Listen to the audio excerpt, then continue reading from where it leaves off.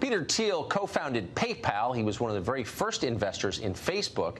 If anyone knows a lot about big tech and its power and its potential dangers, it's Peter Thiel. So it means something when he warns that Google, the world's most powerful company, has become a threat to American national security. They may even have committed treason, he says. While speaking at the National Conservatism Conference in Washington yesterday, Thiel warned that Google may have been infiltrated by Chinese intelligence and ought to be subject to immediate investigation by the FBI and the CIA. We're happy to have Peter Thiel join us tonight. Peter, thanks a lot for coming on. So, thanks for having me. What did you mean when you said that?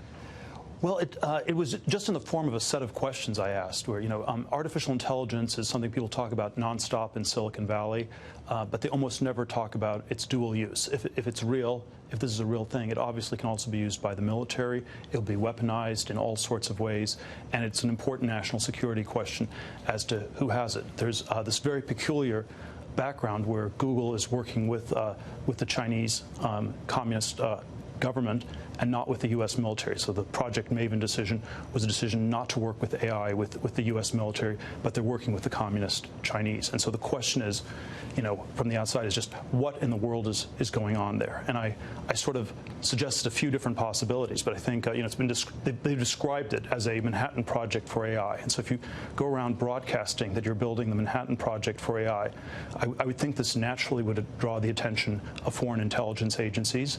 I think the Chinese are competent enough that the Ministry of State Security is likely to have infiltrated Google.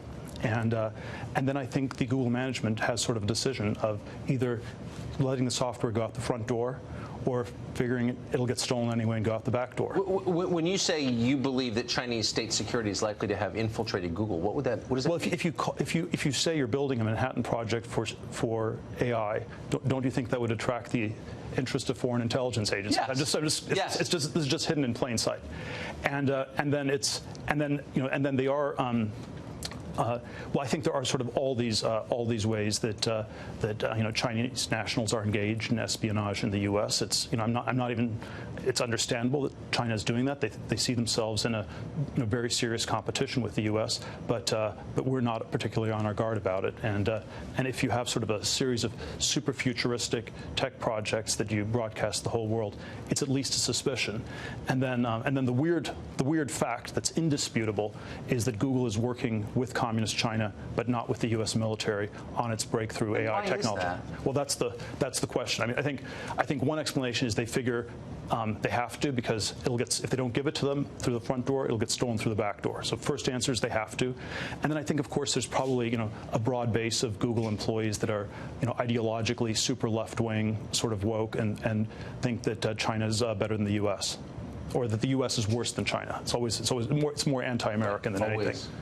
But this is, by definition, a threat to American national security, as you point out. So if Sundar Pichai was sitting right here, what would you say to him? Well, I would say answer my three questions. How many foreign intelligence agencies have infiltrated Google? Have the Chinese in particular infiltrated? And why are you working with communist China and not the U.S.? What is the reason you're doing that? Why do you think the questions you raise, and this is not in any way to minimize their importance, are kind of obvious questions? Why hasn't the U.S. government ascertained the answers?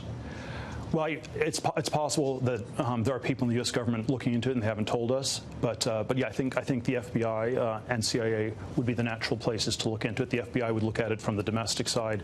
The CIA would look at it from the outside in, and would try to look at seeing if from the outside there are people controlling people inside Google or. So as someone who's, this is almost rhetorical, but as someone who's built a lot of companies, as you have, do you think it would have been possible to create, to incubate, and grow a company like Google in China? Or I don't think.